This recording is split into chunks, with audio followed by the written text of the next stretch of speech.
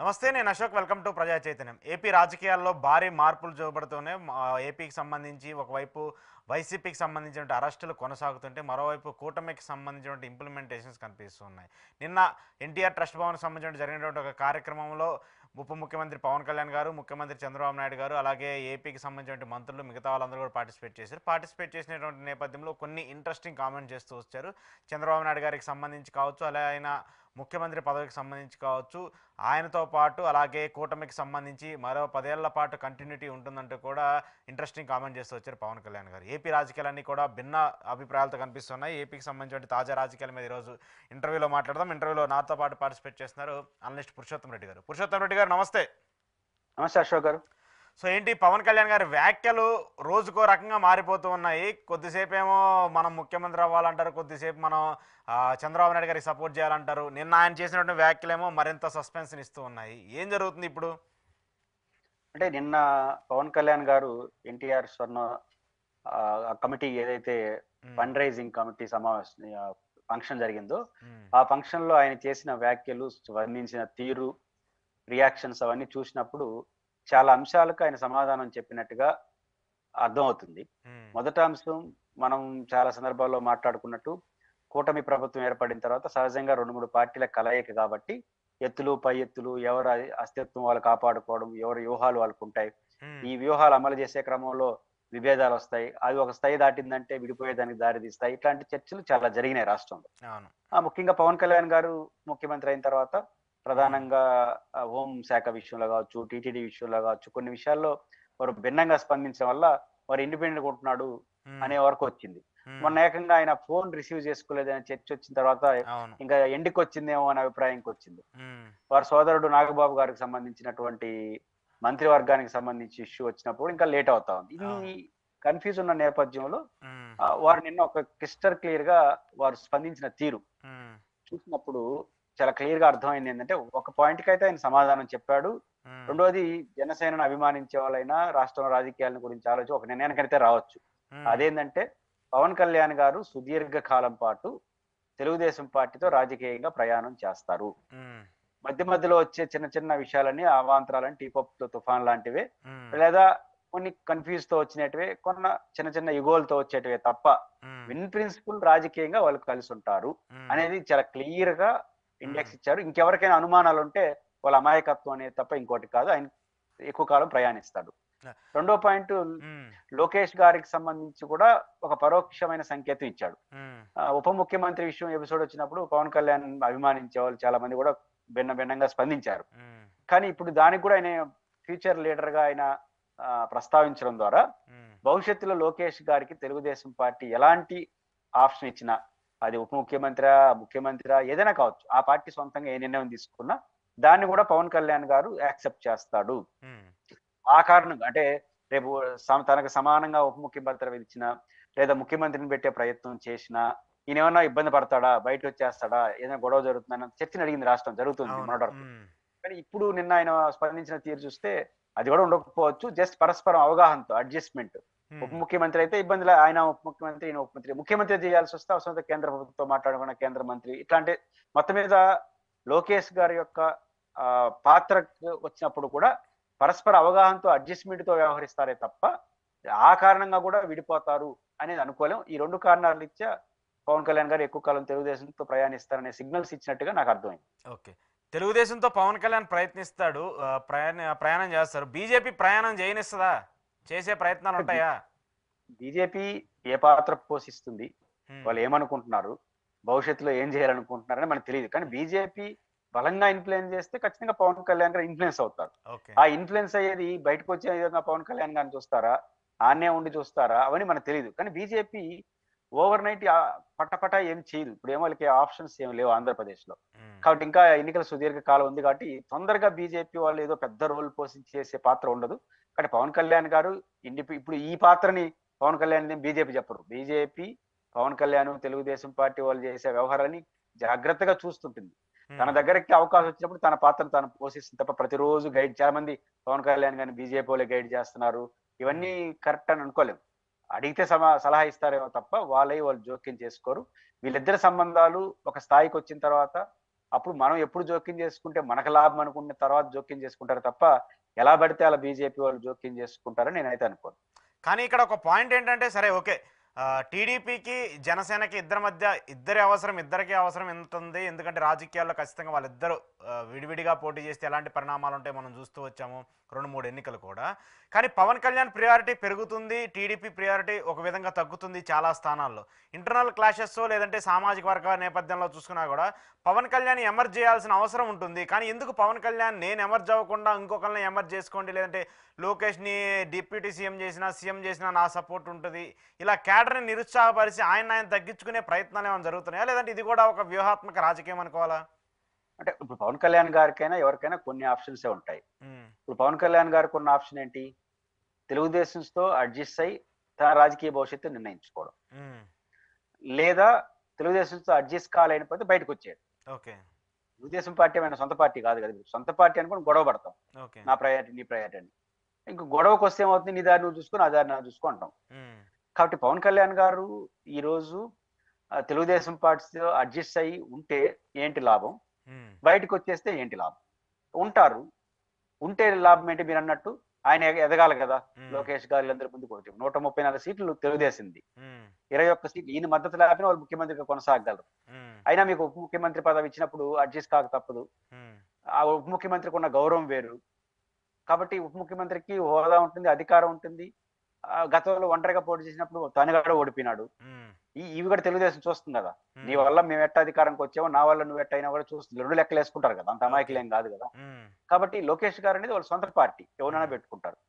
పవన్ కళ్యాణ్ గారు దానికి అడ్జస్ట్ కాక తప్పదు. అడ్జస్ట్ అవ్వడం వల్ల ఒక పార్టీ ఉంటుంది, ఆయన మాటకి విలువ ఉంటుంది, ఆయన పార్టీ శ్రేణులు మేము కూడా అధికారంలోకి దగ్గరగా ఉన్నామనే ఫీలింగ్, ఇవన్నీ ఆ పార్టీకి ఉన్నటువంటి అడ్వాంటేజ్. దీన్ని వదులుకుంటాడా? నెంబర్ 1. ఒక వదులుకొని బయట వచ్చేస్తాడు, ఏం చేయాలి? అపోజిషన్ పాత్ర పోషించాలి. ఓకే, వదులుకుంటే మొదట వచ్చే మంచి పదవి ఏంటంటే ప్రతిపక్ష నాయకుల పదవి. జగన్ గారికి రాదు. అప్పుడు జగన్ గారికి అడిగినా ఇయ్యరు, ఎందుకంటే 21 మంది ఈయనకు ఉన్నారు కాబట్టి. 21 మంది ఇంత ఉంటారా లేదని వేరే సంగతి, బయట వచ్చేసి. కాబట్టి 21 మంది ప్రతిపక్ష నాయకుడు అవుతాడు, తట్టుకోగలడా? అది ఇప్పుడు తెలుగుదేశం పార్టీతో ఉంటే వాళ్ళు మర్యాదగా ఉంటారు. పవన్ కళ్యాణ్ తోనే బీజేపీతోనే ఎటువంటి చంద్రబాబు గారు కలుసుంటే నమో మోడీ అన్న చంద్రబాబు గారు విడిపోతే తాట తీసినాడు నరేంద్ర మోడీ గారితోనే. మనం ఎంత ఆయన చంద్రబాబు గారు రాజకీయాలు చేసుకుంటే చాలా సీరియస్ గా చేస్తాడు. ఇక్కడ అధికారం నుంచి బయట వచ్చేస్తే ఫస్ట్ అధికార గ్లామర్ అంతా పోతుంది. అధికార గ్లామర్ అంతా పోయి అటాకింగ్ మొదలవుతుంది తెలుగుదేశం పార్టీ నుంచి, లేదా ఆ మీడియా నుంచి. ఈ పక్క జగన్మోహన్ రెడ్డి గారు అప్పుడు ఏం చేర్చుకోడు. జగన్మోహన్ రెడ్డి గారు ఎప్పుడు నమ్మరు, వీళ్ళిద్దరు కలిసే ఉంటారు, విడిపోయినా కూడా కలిసే నటిస్తాను అనుకుంటాడు ఆయన. మొదటి చెప్పాడు కదా, వాళ్ళు విడిపోయినా కలిసి ఉన్నా కలిసే ఉన్నారు, విడిపోయేది కూడా కలిసి అవగాహన అని ఆయన ఫీలింగ్, బలమైన ఫీలింగ్. ఆయన కలుపుకోబాడు. ఆయన ఒక బలమైన పార్టీ, శాసనసభలో ఎలా ఉన్నా బలమైన పార్టీగా జగన్మోహన్ రెడ్డి గారు ఉన్నప్పుడు ఆయన బలమైన ప్రతిపక్షితో కలవదు, అధికార పార్టీ అటాక్ చేస్తుంది. ఎట తట్టుకుంటావు? పోనీ ఇప్పుడు జగన్మోహన్ రెడ్డి గారి కార్యకర్తల మీద వాళ్ళ మీద దాడులన్నా పోలీసులు కొంత సంశయిస్తారు కదా. ఈ రోజు జగన్ గారు పోతే రేపు జగన్ ముఖ్యమంత్రి అయితే మా పరిస్థితి. కానీ పవన్ కళ్యాణ్ గారికి ఆ భరోసా లేదు కదా. రేపు నేను వస్తే అంటే చంద్రబాబు ఓడిపోతే వస్తే అని మళ్ళీ జగన్ ఉన్నాడు కదా రెడీగా రావడానికి. కాబట్టి పార్టీ నడపడం 4 ఏళ్ళు అంత సులభం కాదు. కాబట్టి వస్తే లాభం ఏంటి, ఉంటే లాభం ఏంటి, నష్టం ఏంటి, రెండింటిని బేరీ చేసుకుని ఎటు బాగుంటే తోకో అటు చూస్తారు. కానీ పవన్ కళ్యాణ్కి ఇప్పుడున్న పరిస్థితులు అధికారంలో పార్టీతో ఉండగా ఆయన బెటర్ తప్ప ఇంకో పరిష్కారం లేదు. ఆయన బయటకు అంటే ఆల్టర్నేటివ్ గా ఇప్పుడు టీడీపీ వైసీపీ ఉన్నంత స్ట్రాంగ్నెస్ గా జనసేన లేదు కాబట్టి ఆయన రిస్క్ తీసుకోవడం అంటారు.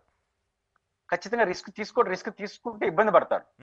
ఆయన రిస్క్ తీసుకుంటే వచ్చే పరిణామాలు ఏంటి? అటాకింగ్ మాత్రమే కాదు, బేసిక్ గా 21 మంది ఆయనతో ఉంటారా అనేది మౌలికమైన ప్రశ్న. 11 మంది భవిష్యత్తులో జగన్ ముఖ్యమంత్రి అవుతాడని నమ్మకం ఉంది. ఆల్రెడీ ముఖ్యమంత్రి అయ్యాడు ఆయన. భవిష్యత్తు 4 ఏళ్ళ ముఖ్యం. అట్లాంటి 11 మందిలోనే వాళ్ళు సోషల్ మీడియాలో రాస్తారు కదా, 3 రెడీగా ఉండారు, ఇంకొక 2 సిద్ధంగా ఉండారు, ఇట్లాంటి చర్చ నడుస్తా ఉంది. కాబట్టి అట్లాంటి పర్సన్ ఆయన 60 మంది 23 మంది వెళ్ళిపోయినారు పెద్ద వాళ్ళే. కాబట్టి జగన్ లాంటి భవిష్యత్తులో ముఖ్యమంత్రి అవుతాడని నమ్మకుండా ఆయన వెనకాలే పరిగితే 1/3 మంది వెళ్ళిపోతే పవన్ కళ్యాణ్ 21 మంది అధికారాన్ని 1 ఇయర్ పాటు ఆశ చూసి ఎమ్మెల్యేలు అందరూ అధికార పార్టీ ఎమ్మెల్యే ఉండడం వేరు, వేరే ఎమ్మెల్యే ఉండడం వేరు. బయట వచ్చేస్తే ఆ 21 మంది లేకపోతే అదొక సమస్యగా. ఎంతమంది ఉంటారు దాంట్లో? 10 మంది ఎంతమంది తెలుగుదేశం నుంచి అప్పటికప్పుడు పోయిన వాళ్ళు. అంటే ఈ ఇంప్లికేషన్స్ కూడా ఆయన చూడాలి. పవన్ కళ్యాణ్ గారు 1 ఇయర్ లోనే ఇటు వెళ్ళిపోవడం, మేము నచ్చక 10 మంది వెళ్ళిపోతున్నాం అనుకో, మొత్తం మొదటికి వస్తుంది. దాన్ని తట్టుకోవడం అంత సులభం కాదు, తెలుగుదేశంతో ఉండి తట్టుకోవడం అంత సులభం కాదు, వ్యతిరేకంగా పోవడం. అప్పుడు ఫేస్ చేయడం ఇండివిజువల్. మీరు జనసేన పోటీ చేయకుండా ఒకరే ఉన్నారు, బయట వచ్చేసినాడు. ఎవరు ఉంటారో ఆయనతో ఎవరు ఉంటారో తెలియదు. 11 మంది ఉన్నారు, టెక్నికల్ గా 21 మంది, 21 మంది ఎవరు ఉంటారో ఎవరు తేలిపోతుంది. ఉమ్, అప్పుడు ఎమ్మెల్యే లేరు ఆయనతో, ఉమ్, ఇండివిజువల్ వెళ్ళిపోయాడు, పో అన్నాడు. ఆయన ఉంటాం, ఆయన లేకపోతే ఆయన అభిమానులు ఆయన. ఉమ్, ఇక్కడ అది కాదు కదా, 21 మంది ఎమ్మెల్యేలు లీడర్లు అందరూ రేపు జెండా ఎత్తేసారు అనుకో, కొత్త సమస్య వస్తుంది, పార్టీ అస్తిత్వాన్ని దెబ్బతీస్తుంది. ఉమ్. బట్ ఆ ప్రాబ్లం ఉంటాయి కాబట్టి పవన్ కళ్యాణ్ గారు ఇప్పట్లో ఆ సాహసం చేస్తాను నేనైతే అనుకో. అంటే బీజేపీ ఒక గేమ్ ప్లాన్ ఆడొచ్చు. మహారాష్ట్రలో గతంలో షిండే చేసిన తరహాలో ఏపీలో కూడా పవన్ కళ్యాణ్ అడ్డుపెట్టుకొని రాజకీయం కూడా చేయొచ్చు అనేటువంటి ఒక వ్యాఖ్యలు చాలా మనం పెద్ద ఎత్తున వింటూ ఉన్నాం. మీరు కూడా వినే ఉంటారు. అలాంటి పరిణామాలు ఉంటాయి ఏపీ రాజకీయాల్లో, జరుగుతుందా అసలు? అంటే సిండే ఇస్ నాట్ పవన్ కళ్యాణ్ కదా, సిండే ఈజ్ ఇంటర్నల్ శివసేన. ఉమ్, శివసేనలో అంతర్గత నాయకుడు, శివసేన నుంచి చీల్చుకొచ్చాడు. అవును. పవన్ కళ్యాణ్ తెలుగుదేశం కాదు కదా, 21 మందే ఉంటారు, ఆయన ఉంటారో లేదు తెలుసు తెలుగుదేశం వెళ్ళిపోతే. ఉమ్, శివసేన ఆయన సొంత పార్టీ, ఉమ్, తెలుగుదేశాన్ని చీల్చేది కాదు. ఈయన బయటకు వస్తే ఈయన పార్టీ ఉంటుందా, ఉమ్, అది మౌలికమైన ప్రశ్న. అంటే శివసేనలో సిండే భాగంగా ఉండి ఆ నుంచి బయట వచ్చేసాడు సగానికి పైగా తీసుకొని. ఉమ్. ఇక్కడ పవన్ కళ్యాణ్ గారు తెలుగుదేశం నుంచి తీసుకురాకపోగా ఈయన బయట వస్తే ఈయన నుంచి వెళ్ళిపోయి వస్తారు. ఇక్కడ ఓకే, ఓకే. సిండే లాంటి పాలిటిక్స్ చేయాలంటే బీజేపీకి ఆ, తెలుగుదేశం పార్టీ నుంచి ఎవరన్నా బయటకు రావాలి. ఆ, ఇప్పుడు లోకేష్ గారిని ఉప ముఖ్యమంత్రి చేశారనుకోండి, మాకు నచ్చదని ఒక 50 మంది 60 మంది 70 మంది వస్తే ఉమ్, అప్పుడు బీజేపీలో వాళ్ళు రాజకీయం వాళ్ళు చేస్తారు. ఆ, మీరే బీజేపీ మనమైనా చేస్తాం, మేము జగన్ గారు చేస్తాడు. ఉమ్. అసలు నా 11 మంది ఉండరు ఖాళీ అని, అది జరగదు కదా. కాబట్టి ఆ. సిండే కావాలంటే తెలుగుదేశం నుంచి రావాలి, జనసేన నుంచి కుదరదు. మ్మ్. Okay, okay, okay. సో అదే ఒక పరిణామాలు చేయాలన్నా కూడా టీడీపీని బీజేపీ తలుచుకుంటే అలాంటి పరిణామాలు చేయొచ్చు కదా, గతంలో మనం చూసాం కదా చాలా రాష్ట్రాల్లో. అంటే చేయొచ్చు, అది చేస్తే పవన్ కళ్యాణ్ ఎందుకు పెట్టాలి? ఇంకో వాళ్ళ పార్టీలో పురంధేశ్వర్ గారిని వాళ్ళు చాలా పెద్ద పెద్ద నాయకులు ఉన్నారు కదా, వాళ్ళు పెడతారు కదా. పవన్ కళ్యాణ్ అంటే కంటే ఇప్పుడు ఆ నమ్మిన బంటు ప్రయోగం ఎవరు ఉంటారు చేయాల్సిన అవసరం బీజేపీకి? పవన్ కళ్యాణ్ కంటే నమ్మిన బంటు ఉంటారు కదా. ముఖ్యమంత్రి ఆ సీట్లో కూర్చుంటే అందరూ నమ్మే బండ్లు ఎవరు ఉంటారు. ఆ, నా పాయింట్ ఏంటంటే ఇప్పటికిప్పుడు బీజేపీ తెలుగుదేశాన్ని డ్యామేజ్ చేయాల్సిన అవసరం ఏమొచ్చింది? అవును. వాళ్ళు హోల్సేల్ గా వాళ్ళతోనే ఉన్నారు. మ్మ్. వాళ్ళు చంద్రబాబు గారు పక్క చూపులు చూస్తున్నాడు, కాంగ్రెస్ తో కలిసి ఏదైనా చేయబోతున్నాడు అనే భయం వస్తే వాళ్ళు చేసే రాజకీయాలు చేసేస్తారు. ఓకే.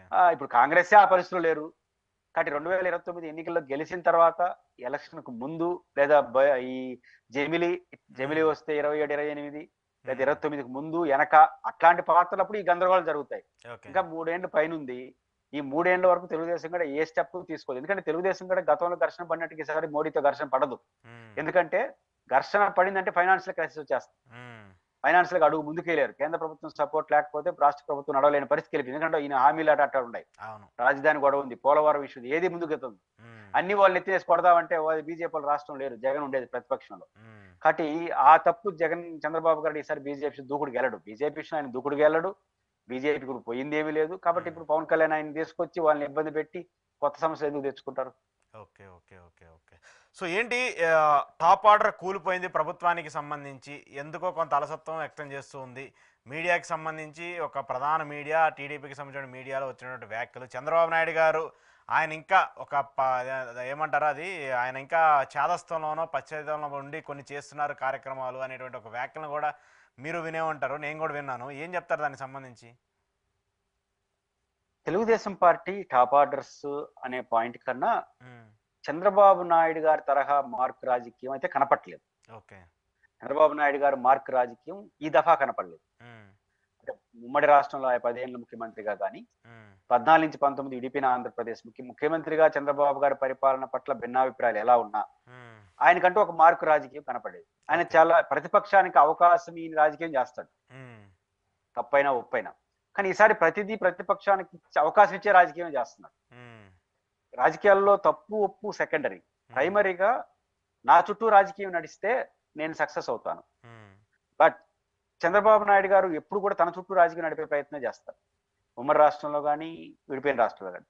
కానీ ఫస్ట్ టైం జగన్ చుట్టూ రాజకీయం చేస్తున్నాడు. ఓకే. ఇది ఆ పార్టీకి అది టాప్ ఆర్డర్ కూలిపోవడం అంటే, మ్మ్. ఆ మౌలికమైన కూలిపోవడం అంటే అదే. ఎందుకంటే ఇప్పుడు జగన్మోహన్ రెడ్డి గారు ఘోర పరాజయం, పైపెచ్చు ఆ పార్టీకి వెన్నుముక లాంటి కులాలు, ఇంకా రెడ్డి కమ్యూనిటీ లాంటి కుటుంబాలు తీవ్ర అసంతృప్తి. మ్మ్. ఈ దశలో చంద్రబాబు గారు అధికారం చేపట్టమంటే దాన్ని పెంచాలి ఇంకా. మ్మ్. అంటే జగన్ గారు బయటికి రాలేని వాతావరణం ఉన్న దశలో ఆయన బయటికి వచ్చే కార్యక్రమం మనం ఇవ్వకూడదు. ఆయన ఓకే. నువ్వు ఆపితే ఆపడు కదా, ఆయన పట్టుకొని వస్తాడు. మ్మ్. రెండోది ఈ అటాకింగ్, కొన్ని ఘర్షణలు, అక్కడక్కడ కులాల పైన మాట్లాడే విషయాలు, అధికారులు రెడ్డి కమ్యూనిటీ నా చర్చ వచ్చినప్పుడు వాళ్ళు ప్రోత్సహించమని నేను అన్న కానీ అది జరిగే పని కాదు. వాళ్ళకి వ్యతిరేకమైన ప్రోత్సహిస్తారు. బ్యాలెన్సింగ్ గా వాళ్ళని కూడా అటువైపు పోకుండా ఆపే రాజకీయం చాలా రోజులు చేశాడు ఆయన, ఇంకా రాయలసీమ నెల్లూరులో. ఈ దఫా అది కనపడలేదు. మ్మ్. దానివల్ల ఏంటంటే రెడ్డి కమ్యూనిటీలో కానీ జగన్ హార్డ్ గొడవలు మంచో చెడ్డో మనోడే ఉంటే పోతుంది కదా అనే అభిప్రాయం వచ్చేసినారు. ఓకే. అదొకటి నష్టం. రెండు, జగన్ గారిని పదే పదే మాట్లాడడం ద్వారా రావడం 2014 నుంచి 19 వరకు చంద్రబాబు గారు అమరావతి చుట్టూ నడిపాడు. ఒక మహానగరం, ఒక గొప్ప రాజధాని, రాష్ట్రం, పోలవరం, పట్టిసీమ, దాంతో విభేదించచ్చు, సమర్థించవచ్చు, దాని చుట్టూ చర్చని అడిగింది. ఈసారి రావడం చర్చ ఏంది? నేను సంక్షేమ పథకం అమలు చేయలేను, దానికి కారణం జగను. అప్పులు పాలు చేసేసినాడు, దానికి కారణం జగను. ఇప్పుడు ఆయన బయట వచ్చి అప్పులు ఏ కారణం ఎంత జరిగినాయి లెక్కలు చెప్తున్నాడు బయటకు వచ్చి. సంక్షేమ పథకాలు గతంలో నువ్వేం చెప్పినావు, ఇప్పుడు నేనేం చేసినాను అంటే ప్రతిదానికి జగన్మోహన్ రెడ్డి వచ్చి ఈదులో కూర్చొని ఆన్సర్ చేసే పరిస్థితి సృష్టించారు. ఇప్పుడు తిరుమల లడ్డు విషయంలో కావచ్చు, చాలా విషయాల్లో ఆయన బహిరంగంగా నేరుగా దర్జాగా వచ్చే మాట్లాడే అవకాశాన్ని కల్పిస్తున్నారు. దానివల్ల ఏమైతే ఆయన యాక్టివ్ అయిపోయినాడు. అంటే కనీసం 1 year పాటు బయట రాలేనటువంటి వాతావరణం, రాజకీయ వాతావరణంలో ఆయన 1 నెలకే బయటకు వచ్చి వచ్చేలా మనం అవకాశం ఇచ్చాం. ఇది చంద్రబాబు గారి రాజకీయ మార్క్ అయితే నాకైతే కాదు. ఆయన రాజకీయ మార్పు చాలా బాగుంటుంది. ఈసారి ఆ మార్పు పడిపోవడమే ఉంటుంది. రెండోది, నోళ్ళున్న సెక్షన్స్ కొంత పదవిరస్తున్నాయి. ఇది ఇంకా నీకు మార్చి బడ్జెట్ సమావేశం తర్వాత మరింత బయటకు కనపడుతుంది. మీరు చూడండి, ముఖ్యంగా ఉద్యోగస్తులు సంఖ్య చిన్నది కావచ్చు, చాలా బలమైన వాళ్ళు, బలమైన నోళ్ళు ఉన్న వాళ్ళు విషయంలో చేయకూడని కొన్ని పొరపాట్లు ప్రభుత్వం చేసింది. ఉదాహరణకు ఉద్యోగస్తుల సమస్య ఎట్టుంది? ఓల్డ్ పెన్షన్ స్కీమ్ కావాలని కోరుకుంటున్నారు. 2, మంచి పిఆర్సీ కావాలని కోరుకుంటున్నారు. నెల నెల మొదటి రోజు జీతం కావాలి, డిఏ కావాలి. ఈ 3 ఉద్యోగుల యొక్క సమస్య. నిజానికి ఈ మూడిట్లో ఏది టచ్ చేసినా 100 కోట్లే ప్రభుత్వానికి ఆర్థిక పరమైన ఇబ్బంది. ఈ టైంలో ప్రభుత్వం ఏం చేయాలి? చంద్రబాబు మార్క్ అంటే ఏం చేస్తుంటాడంటే, నాకు తెలిసి రావడం జగన్మోహన్ రెడ్డి గారు ఓల్డ్ పెన్షన్ స్కీమ్ స్థానంలో సిపిఎస్ రద్దు చేసి జిపిఎస్ తీసుకొచ్చాడు. గ్యారంటీ పెన్షన్ ఉన్నంతలో ది బెస్ట్. అది చంద్రబాబు గారు వ్యూహాత్మకం కూడా అట కానిచ్చేసినాడు. అంటే అధికార సంతకం పెట్టి పంపించేసినాడు. నిజంగా జరిగిపోయింటే అడిగి అయిపోయినాయి, కొన్ని రోజులు తిట్టుకుంటారు, వదిలిపోయింటారు. ఈ కొన్ని పత్రికలు, ఆయన కోసమే పనిచేస్తున్న పత్రికలు, ఇంకా జగన్ అధికారులు ఉన్నారు, లేకపోతే జిపిఎస్ ని కంటిన్యూ చేస్తారని చెప్పారు. లేకపోతే ఆ జిపిఎస్ ని వెనక్కి తీసుకున్నారు. ఇప్పుడు ఏంటి తెలుసా అశోక్ గారు, ఉద్యోగస్తులు ఏమంటారు? సరే నువ్వేదో ఇయ్యి అంటారు, అంతే కదా, అది వద్దన్నావు కదా, నీదేంటి అంటారు. యాడిచ్చేది? ఓల్డ్ పెన్షన్ స్కీమ్ ఇవ్వలేడు, సిపిఎస్ కొనసాగించలేడు, జిపిఎస్ తీసుకొస్తే మళ్ళీ అది రద్దు చేసి మళ్ళీ కొత్త నువ్వు ఇచ్చేది అంటారు. కాబట్టి జరిగిపోయేదాన్ని ఆ మీడియా చేసిన వ్యవహార శైలి వల్ల మళ్ళీ మొదలు తెచ్చుకున్నాడు. 2, జగన్మోహన్ రెడ్డి గారు పిఆర్సీ కమిషన్ వేశాడు. పిఆర్సీ కమిషన్ కాల పరిమితి ఉండదు అశోక్ గారు, అది ఎప్పుడైనా ఇవ్వచ్చు. ముఖ్యమంత్రి గారు ఎప్పుడంటే అప్పుడు వస్తుంది. అది వాళ్ళు ఇచ్చింది మనం ఇవ్వాలని రూల్ కూడా ఏం లేదు. దాన్ని రావడం ఇంకా జగన్ కమిషన్ అని అన్నారు, రద్దు చేసేసినాడు. ఇప్పుడు ఉద్యోగస్తులు ఏం కోరుకుంటున్నారు తెలుసా? ఎట్టా పిఆర్సీ కమిషన్ రద్దు చేసినావు కాబట్టి ఇంకా మళ్ళీ పిఆర్సీ కమిషన్ వేసి అది రిపోర్ట్ ఇచ్చేసరికి 2-3 ఏళ్ళు పడుతుంది, అందులోపల ఐఆర్ అంటున్నారు. ఐఆర్ ఇస్తే నెలకు 1000 కోట్లు ఐఆర్ ఇస్తే. కాబట్టి ఇప్పుడు అదే పిఆర్సీ కొనసాగుంటే 1 year తర్వాత రిపోర్ట్ తీసుకొని ప్రశాంతంగా చేసుకోవచ్చుగా, దాన్ని రద్దు చేస్తుంది. రెండోది డిఏ ఇవ్వలేవు. అంటే ఒకదానికి కాంప్లికేట్ చేసుకుని ఉద్యోగస్తులందరినీ రేపు వాళ్ళు 1 year ఉంటారు. ప్రజలకి కొంత ఓపిక ఉంటుంది. ఉద్యోగస్తులు 1 year వరకు శాంతంగా ఉంటారు, తర్వాత స్టార్ట్ చేస్తారు. రేపు 1 year తర్వాత మా డిఏ ఏంటి, మా పిఆర్సీ పిఆర్సీ చేయలేదు కాబట్టి ఐఆర్ లేదా గోల్డ్ పెన్షన్ స్కీమ్ మీరు వద్దన్నారుగా, జిపిఎస్ ఆయన అన్నాడు, దానికన్నా మెరుగ్గా ఏమిస్తారు ఇవ్వనంటారు. ఇవన్నీ మెడకు చుట్టుకుంటే ఉద్యోగస్తులు వస్తాయి రేపు. అందుకే చంద్రబాబు నాయుడు గారు ఉద్యోగ ఉపాధ్యాయులతో ముందు ఉన్నటువంటి గోదావరి గ్రాడ్యుయేట్ ఎన్నికల్లో చాలా సీరియస్ గా తీసుకుంటున్నాడు. తెలుగుదేశం నాకున్న అంచనా ప్రకారం గుంటూరు, కృష్ణా, గోదావరి జిల్లాలో జరిగే గ్రాడ్యుయేట్ ఎన్నికల్లో, ఉత్తరాంధ్రలో అనుకుంటా టీచర్ ఒకటి, వీటిలో జరిగే ఎన్నికల్లో ఫెయిర్ గా జరిగితే తెలుగుదేశం ఓడిపోయే అవకాశం ఉంది. ఫెయిర్ గా జరిగితే అంటే ఇక్కడ వైసీపీ పోటీ చేయట్లేదుగా, దానికి పెద్ద బలమైన అభ్యర్థులు, వైసీపీ కన్నా బలమైన అభ్యర్థున్నారు. లక్ష్మణ్ రావు గారు బలమైన అభ్యర్థి గుంటారు, ఆల్రెడీ సిట్టింగ్ ఎమ్మెల్సీ 2 సార్లు గెలిచాడు, మంచి పేరు ఉన్న వ్యక్తి.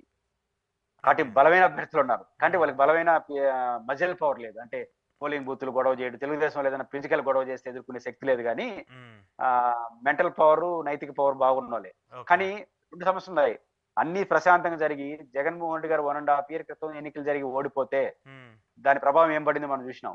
గ్రాడ్యుయేట్ టీచర్స్ ఇంట్లో 4 ఏళ్లకు ముందే ఓడిపోతే ఎంత డిఫికల్ట్ వెళ్ళిపోతుంది. చాలా అలాగని ఓడిపోతామని భయంతో నానా గొడవ చేశాడు. ఇప్పుడు మున్సిపాలిటీలో గొడవ చేస్తున్నారు కదా, కార్పొరేషన్ మేయర్లు ఇట్లా గొడవ చేశారు అనుకోండి, టీచర్లు భయపడిపోతారు, ఉద్యోగస్తులు కదా, భయపడిపోయి కసి పెంచుకుంటారు.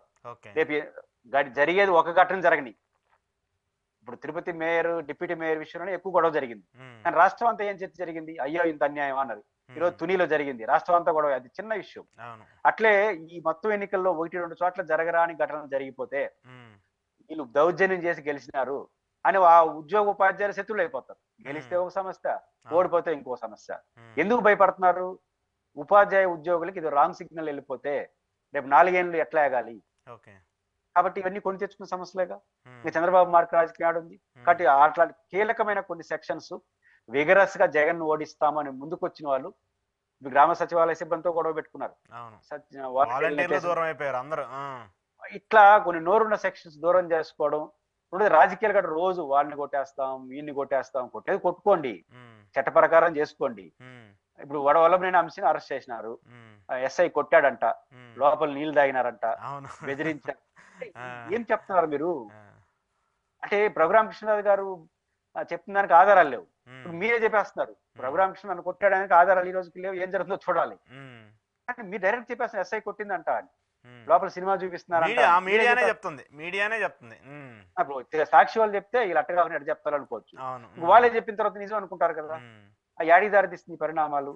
ఓకే. కానీ ఇవన్నీ కూడా తెలుగుదేశం పార్టీకి మైనస్. ఖచ్చితంగా రాధాకృష్ణ గారు చెప్పిన దాంట్లో వాళ్ళు తీసుకుంటే మంచిది. అంటే ఇక్కడ జగన్ ట్రాప్ లో కూటమి సక్సెస్ఫుల్ గా పడిపోయింది అనుకోవచ్చా? ఎందుకంటే హామీలకు సంబంధించి కావచ్చు, ఉద్యోగులకు సంబంధించి కావచ్చు, ప్రస్తుతం జరుగుతున్న కక్షలకు సంబంధించి కావచ్చు, ప్రీ ప్లాన్డ్ గా జగన్మోహన్ రెడ్డి తన చుట్టూరు రాజకీయం మొదలు పెట్టుకోవడం, అంటే ఆయన చేయకుండానే కూటమిని తన చుట్టూ రాజకీయం చేసే విధంగా ఇంప్లీట్ చేశారనుకోవాలా?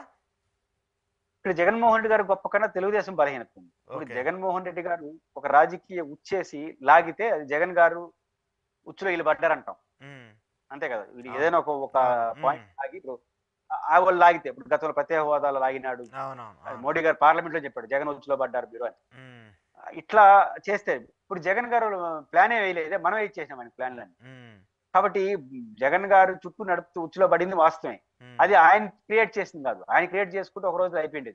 వీళ్ళు ఓకే. పంపిస్తున్నారు, ఉమ్, తిడతారు, ఆయన ప్రెస్ మీట్ పెడుతున్నాడు. ఉమ్, ఇప్పుడు అసెంబ్లీకి కూడా రానన్నాడు, కంఫర్ట్ కదా. అసెంబ్లీకి రాకపోతే అసెంబ్లీ ఏరే విషయాలు చర్చిస్తా ఉంటే ఆయన మర్చిపోతారు జనం. మర్చిపోరంటే పెద్ద ఇబ్బంది ఉండదు.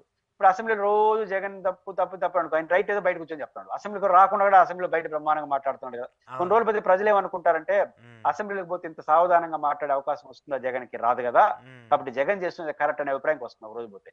అవును. కాబట్టి ఖచ్చితంగా తెలుగుదేశం పార్టీ జగన్మోహన్ రెడ్డి గారికి చుట్టూ రాజకీయాలు చేయడం వల్ల ఆ పార్టీ ఖచ్చితంగా పెద్ద సప్రత చేస్తుంది అనుకుంటున్నాను రాజకీయంగా. ఓకే. ఓకే. అయితే ఇక పడిపోయారు ఇక వాళ్ళు. ఇక కఠినంగా ఏ స్కీముకి పెట్టాలన్నా, ఏ పదవికి సంబంధించి ఉన్నా, లేదంటే అమరావతి గురించి మాట్లాడినా, ఏది మాట్లాడన్నా కూడా గత ప్రభుత్వాన్ని ఇంప్లీట్ చేసుకుంటేనే మాట్లాడాల్సి వస్తుంది వాళ్ళకి. ఖచ్చితంగా ఇప్పుడు అమరావతి విషయం కావచ్చు, ఇంకోటి కావచ్చు, ఇంకోటి కావచ్చు, ఏదైనా కావచ్చు, ఉమ్, మనం ఆలోచించాల్సిన పాయింట్ ఏంటంటే మన చుట్టూ రాజకీయాలు చేయాలి. మనం ఏం చెప్పామని మర్చిపోకూడదు. ఉమ్, ఇప్పుడు అమరావతి వరకు జగన్మోహన్ రెడ్డి గారు 3 రాజధానుల పేరుతో కొంత పక్కకు తీసుకెళ్లాడు అని విమర్శ చేయొచ్చు. ఉమ్, అదర్ దాని మిగతా విషయాలు అవన్నీ చేయలేం కదా, జగన్ని ఆపాదించలేరు కదా, చేయలేరు అవును. కదా. ఉమ్, అమరావతి విషయంలో మీరు ఎంత సాధ్యం కూడా చూసుకోవాలి. ఉమ్, ఇప్పుడు తెలుగుదేశం పార్టీకి ఇంకో సమస్య ఏంటంటే జగన్మోహన్ రెడ్డి గారు రోజు గొడవ చేయడు. ఉమ్, అది ఆయనతో వచ్చి వీళ్ళకి వచ్చి పెద్ద సమస్య. ఇప్పుడు ఉమ్, అమరావతి ఇప్పుడు తెలుగుదేశం అనుకోండి, ఒక ఆఫీస్ కి ఏదైనా కొట్టారనుకోండి రంగు, కోర్టు పిటిషన్ వేస్తారు ఉమ్, ఆ రంగుల పైన అని. ఆహా. జగన్మోహన్ రెడ్డి గారు మొన్న ఆఫీస్ అన్ని రంగులు వేసేసినారు, ఆయన కనీసం పిటిషన్ కూడా ఇలా, అప్పుడు నా పైన వేసాడు. జగన్ గారిది ఇంకో స్టైల్ అది. ఉమ్, కాబట్టి ఇప్పుడు జగన్ అడ్డుకునేస్తున్నాడని చెప్పేదానికి కూడా స్కోప్ లేదు. ఓకే. కొన్ని ఇప్పుడు అమరావతి విషయంలో జగన్ చెప్పొచ్చు, చంద్రబాబు నాయుడు గతంలో మనం గారు చూసాం కదా. ఏం చిన్న ఎగ్జాంపుల్, ఇప్పుడు అమరావతి రైతుల అంశం ఉంది. పెద్ద ఎత్తున అవును. ఉద్యమాలు పెట్టారు. ఉద్యమాలు పెట్టి దానికి దాదాపు 300 రోజులు 400 రోజులు దీక్షలు అన్నారు, కోర్టులకు వెళ్ళారు, పెద్ద ఎత్తున చర్చ జరిగింది. అప్పుడంతా కూడా జగన్మోహన్ రెడ్డికి వ్యతిరేకంగా మేమంతా పోరాటం చేశామని వాళ్ళు మాట్లాడుకోవడానికి ఒక క్లెయిమ్ చేశారు. కానీ ఇప్పుడు జగన్మోహన్ రెడ్డి అలా చేయట్లేదు కదా. సో ఖచ్చితంగా రేపు జగన్మోహన్ రెడ్డి అడిగే క్వశ్చన్ ఉంటుంది కదా. ఇప్పుడు అదే ఇప్పుడు జగన్మోహన్ రెడ్డి గారు నేను 3 రాజధానులు ఎందుకు చేయలేదంటే వాళ్ళు అడ్డుకున్నారని చెప్పడానికి ఒక అవకాశం అన్న. ఆ, ఇప్పుడు రేపు నువ్వు అమరావతి ఎందుకు కట్టలేదు, జగన్ అడ్డుకున్నా కుదరదు. అవును. ఎందుకంటే ఆయన అసలు నోరే తెరవట్లేదు. ఆ, పోలవరం ఆయన అధికార పార్టీ చేసే తప్పుల్ని ఎక్స్పోజ్ చేస్తాడు తప్ప ఉమ్, ఆయన సమస్యలు సృష్టించడు. ఉమ్, దానివల్ల ఏమవుతుంది, ఆయన తిట్టడానికి కూడా స్కోప్ ఉండదు. ఓకే. అదొక స్టైల్ జగన్మోహన్ రెడ్డి గారిది. ఓకే. అది కూడా వీళ్ళకి ఇబ్బందే. ఉమ్, కాబట్టి అట్లాంటి ప్రతిపక్ష నాయకుడితో కొంచెం జాగ్రత్తగా ఉండాలి. ఉమ్, కాబట్టి మన చంద్రబాబు నాయుడు గారు ఎందుకో ఆయన తరహా రాజకీయాలు నడవట్లేదు కాబట్టి ఈ పరిస్థితి వచ్చింది అనుకుంటున్నాను. ఓకే. ఓకే. సో, చాలా పెద్ద ఎత్తున గతంలో జగన్మోహన్ రెడ్డి అధికారంలో ఉన్నప్పుడు జరిగినటువంటి విమర్శలు గావచ్చు, పవన్ కళ్యాణ్ గారు చాలా పెద్ద ఎత్తున మాట్లాడింది మహిళలకు సంబంధించిన భద్రత గురించి, మహిళలకు సంబంధించినటువంటి ఇష్యూస్ గురించి, సుగాలి ప్రీతికి సంబంధించిన ఒక ఇష్యూని ఆయన చాలా ప్రతిరోజు ఎక్కడ సభ పెట్టినా, ఏ మీటింగ్ పెట్టినా కూడా ఆయన మాట్లాడుతూ వచ్చారు. చాలా పెద్ద ఎత్తున విమర్శలు చేశారు. అప్పట్లో జగన్మోహన్ రెడ్డిని అంతకుముందు అంటే చంద్రబాబు నాయుడు గారి టైంలో జరిగినా కూడా జగన్మోహన్ రెడ్డికి యాప్ట్ చేస్తూ ఆయన మాట్లాడుతూ వచ్చారు. ప్రస్తుతం కూటమి అధికారంలోకి వచ్చినటువంటి ఈ 10 నెలల్లోనే ఆ కేసుకు సంబంధించి సిబిఐ మేము చేయలేము అని చెప్పేసి కోర్టుకు వెళ్ళటం ఏంటి? ఇటీవల మహిళలకు సంబంధించి జరుగుతున్నటువంటి దాడులకు సంబంధించి ఎందుకు మాట్లాడలేకపోతున్నారు? అంటే ఒక రాజకీయ అస్త్రంగానే మహిళలకు సంబంధించినటువంటి ఇష్యూస్ని ప్రభుత్వాలు చూస్తున్నాయి అనుకోవాలా? మహిళల విషయాలే కాదు, పవన్ కళ్యాణ్ గారు తాను అపోజిషన్ లీడర్ గా చాలా గంభీరంగా మాట్లాడిన ఏ విషయాన్ని ఆయన టేకప్ చేయట్లేదు. మీకు జీపీఎస్ ఉందా, ఓల్డ్ పెన్షన్ స్కీమ్ ఉందా, ఏం మాట్లాడి నేను ఏ స్కీమ్ ఇస్తానో తెలియదు కానీ జగన్మోహన్ రెడ్డి గారి లాగా సంప్రదించకుండా ఏకపక్షంగా చెయ్యను. 1 year పాటు మీ అందరు మొదటి అధికారంలోకి వచ్చిన 1 year పాటు మీ అందరితో చర్చించి మీ అందరు ఆమోదమోగ్యంతో రావాలి. 1 year అయిపోయింది. జగన్ తెచ్చిన జీపీఎస్ రద్దు చేశారు. దీని వరకు స్టార్ట్ కూడా చేయాలి. రేపు స్టార్ట్ చేస్తారు. 1 year తర్వాత టీచర్లు అందరూ ఆ వీడియో క్లిప్పింగ్ చూపిస్తారు. 1 year అన్నా 1 year అయిపోయిన వరకు మాట్లాడలేదు అని. 2 సుగాలి ప్రీతి ఉంది, మాట్లాడినాం. ఈరోజు సుగాలి ప్రీతికి సంబంధించినంత వరకు సిబిఐ వాళ్ళు అన్ని కేసులు మేము చేయలేమని చెప్పొచ్చు. అప్పుడు ఏం చేయాలి? సిబిఐ ఉండడానికి కావాల్సిన ఆర్గ్యుమెంట్ అయినా చేయాలి. ఇప్పుడు డాక్టర్ సుధాకర్ కేసు చాలా విషయాలు సిబిఐ చెప్పినప్పుడు ఆ రోజు తెలుగుదేశం పార్టీ ఏం చెప్పింది? ఎందుకు వేయకూడదు సిబిఐ అని చెప్పింది. మరి ఈ విషయంలో ఆర్గ్యుమెంట్ చేసి తీసుకురావాలి కదా. ఒకవేళ సిబిఐ కుదరలేదు, మీరైనా స్పెషల్ ఇన్వెస్ట్మెంట్ టీమ్ ఏర్పాటు చేస్తామని భరోసాన్న ఇవ్వాలి కదా. ఇంతవరకు స్పందించకపోవడం అర్థం ఏంటి? కట్టి పవన్ కళ్యాణ్ అంటే గుర్తొచ్చే కొన్ని అంశాలు ఏవైతే ఉన్నాయో, కూటమి అంటేనే గుర్తొచ్చే కొన్ని అంశాలు ఏవైతున్నాయో వాటి పట్ల ఐకానిక్ గా ఉన్న విషయాలు చాలా సీరియస్ గా తీసుకోవాలి. అలా తీసుకోకపోతే ఆ రోజు రాజకీయం కోసం మాట్లాడామని చాలా ఈజీగా ప్రజలు అనుకుంటారు. ముఖ్యంగా పవన్ కళ్యాణ్ గారు తన ప్రధాన ఇమేజ్ వచ్చిన ప్రధాన అంశాలన్నింటినీ కూడా ఆయన టేకప్ చేయట్లేదు. టేకప్ చేయకపోతే ఏమవుతుంది? ఖచ్చితంగా మాట తప్పారు అనుకుంటారు. అంటే రెస్పాన్స్ రావట్లేదు. చాలా ఇప్పుడు ఆయన మీ ఇష్యూకి సంబంధించి కిరణ్ రాయల్ ఇష్యూకి సంబంధించిన ఇంకో దానికి చూసినా కూడా ఇంత పెద్ద ఎత్తున వివాదాలు వస్తున్నా కూడా ఆయన కనీసం ఒక పార్టీ నుంచి ఒక నోటీసో లేదంటే మహిళలకు సంబంధించిన భద్రత మీద కన్సర్న్ టీమో లేదంటే కన్సర్న్ మినిస్ట్రీయో చూడాలనేటువంటి ఒక చిన్న ఆదేశం ఆయన చేయాలి కదా, ఒక డిప్యూటీ చీఫ్ మినిస్టర్గా ఉన్నప్పుడు. ఏమి జరిగిందో ప్రజలకు సంబంధం లేదు కానీ రాజకీయ నాయకుడు తన మీద వచ్చే ఆరోపణలపైన స్పందించాలి. స్పందించకపోతే మౌనం అర్ధాంగీకారం నిర్ణయానికి వచ్చేస్తారు. కాబట్టి ఖచ్చితంగా అది ఏ విషయాలు అయినా సరే పవన్ కళ్యాణ్ గారు చుట్టూ కావచ్చు, జనసేనలో వచ్చే అంశాలు వచ్చినప్పుడు తన వైఖరి ఏంటో స్థాయిని బట్టి స్పందించాలి. యాక్షన్స్ ఉండాలి. తొందరగా నిర్ణయాలు తీసుకు. ఇంకా అధికారంలో ఉండేవాడు చాలా ఎక్కువ బాధ్యత ఉంది. ఎందుకంటే అధికారంలో ఉండేవాళ్ళు చేసిందని ప్రజలు ఎక్కువ చూస్తారు. ప్రతిపక్షంలో ఉండేవాళ్ళు ఇప్పుడు తెలుగుదేశం పార్టీ కూడా నాయకులు కూడా చాలా మంది బూతులు మాట్లాడారు. కానీ కొడాలి నాని గారు మాట్లాడింది ఎక్స్పోజ్ అయినట్టుగా వాళ్ళు మాట్లాడింది ఎక్స్పోజ్ కాల. కారణం ఏంటంటే కొడాలి నాని గారు మినిస్టర్, ఫార్మర్ మినిస్టర్, కానీ ఈ పక్క ఉండే వాళ్ళందరూ లీడర్. ఇది తప్పే, కానీ ఇది ఎక్స్పోజ్ అయినట్టు అది ఎక్స్పోజ్ కాదు. కాబట్టి అధికారంలో ఉన్న వాళ్ళకి అదనపు ఆకర్షణ, అదనపు గౌరవం, బాధ్యత ఉంటుంది. కాబట్టి అది వీళ్ళు ఇంకా అనుకోవట్లేదు, ఇంకా ప్రతిపక్షం అనుకుంటున్నారో అని తెలియదు, కానీ అది గుర్తిస్తే మంచిది. ఓకే. సో కంక్లూడ్ చేస్తూ వైసీపీకి సంబంధించి ఈ అటాక్లు వైసీపీకి లాభం చేకూర్చేలా ఉన్నాయా లేదంటే కూటమికి నష్టం తెచ్చే పరిణామంగా కనిపిస్తున్నాయా? లాభాలు నష్టాలు అనే దానికన్నా రాజకీయాల్లో వస్తున్న పరిణామాన్ని వాళ్ళు ఎట్ట ఎదుర్కొంటారనే దాన్ని బట్టే ఉంటుంది. వాళ్ళు గట్టిగా ఎదుర్కొంటే అది లాభంగా మారుతుంది, ఎదుర్కోకపోతే మైనస్ కూడా మారుతుంది. ఇప్పుడు మున్సిపల్ ఎన్నికలు జరిగినాయి. మున్సిపల్ డిప్యూటీ మేయర్లు, కార్పొరేషన్ సంబంధించి డిప్యూటీ మేయర్లు జరుగుతుంది. బహుశా మార్చి నుంచి మళ్ళీ మేయర్లు గొడవ స్టార్ట్ అవుతుంది. 4 ఏళ్ళు అయిపోతుంది. కాబట్టి ఇప్పుడు తిరుపతిలో జరిగినాయి దాడులు, అవి జరిగినట్టు వార్తలు వచ్చినాయి. ఏమైనా మరింత స్ట్రాంగ్ అయినారు. కొంతమంది మీతో వచ్చేసి ఉండొచ్చు. అసలు అధికారంలోకి వచ్చిన తర్వాత ఇప్పుడు 47 మంది కార్పొరేటర్లు ఉంటే తిరుపతిలో ఎవరు బయటకు వచ్చి మాట్లాడాల, ఓడిపినాం, మాట్లాడే పరిస్థితులు భయంగానే తప్పించుకునే ధోరణితో ఉన్నారు. ఎప్పుడైతే ఈ గొడవ జరిగింది అప్పటి నుంచి యాక్టివ్ అయిపోయి 20 మందే కావచ్చు. 47 మందిలో 4 కూడా యాక్టివ్ గా లేని వైసీపీ కార్పొరేటర్లు ఇప్పుడు 20 మంది మీతో వచ్చేసిన 20 మంది యాక్టివ్ గా ఇదిలోకి వచ్చేసారు. ఇది లాభమా నష్టమా? ఖచ్చితంగా లాభం. ఇప్పుడు తునిలో ఉంది, ఇప్పుడు 2 సార్లు వాయిదా పడింది, 3వ సారి వాయిదా పడింది, రేపు 4వ సారి జరగబోతాం. కానీ చూడండి, ఇప్పటికి మీరు 5 మంది తీసుకున్నారు, 6 మంది తీసుకున్నారు, 7 మంది, ఇప్పుడు ఇంకా 3-4 తేడా ఉన్నట్టు. దానికోసం ఈ రోజు మళ్ళీ వాయిదా వేశారు. అవును. కానీ మీకు సంఖ్య పెరుగుతా ఉందని వాళ్ళు అనుకుంటున్నారు. కానీ ఇక్కడ ఒక్కొక్కరు స్ట్రాంగ్ అవుతున్నారని వీళ్ళు అర్థం చేసుకోవట్లా. ఓకే. అదే తునిలో చైర్పర్సన్ తో సహా బయటకు రారు. ఇప్పుడు ఒక 15 మంది 15 మంది ఇంకా బస్తీ మీద సావని బయటకు వస్తారు. ఏమీ రాని చోట 15 మంది కార్పొరేట్ లీజులోకి వచ్చి నిలబడుకుంటే, ఏమీ రాని చోట తిరుపతి లాంటి చోట వాళ్ళు యాక్టివ్ అవుతారు. కాబట్టి దాడులు అనేది ఈ రకంగా చూడాలి. ఖచ్చితంగా ఇప్పుడు వల్లభనేని వంశీ గారు కొడాలని ఇట్లా అరెస్ట్ చేస్తే భయపడి పారిపోతే వాళ్ళపై ఇప్పుడు ఎట్లా చూస్తున్నారంటే కొడాలి నాని పారిపోతాడా, వల్లభనేని వంశీ వల్లభనేని భయపడతాడా గీత సెకండ్ ప్యాషన్. కానీ వల్లభనేని వంశీ చుట్టూ జరిగిన తర్వాత ఇంకొంతమంది యాక్టివ్ అయిపోతాడా? రాజకీయాల్లో డైరెక్ట్ గా అతను చేస్తేనా ఇంకొకరు చేస్తే వల్లభనేని వంశీ భయపడిపోయి రేపు నేను కామ్ అయిపోతాడు. ఇంకా 10 మంది నియోజకవర్గాలు యాక్టివ్ అయిపోయారు అనుకోండి, అది ఇంకా నష్టం కదా.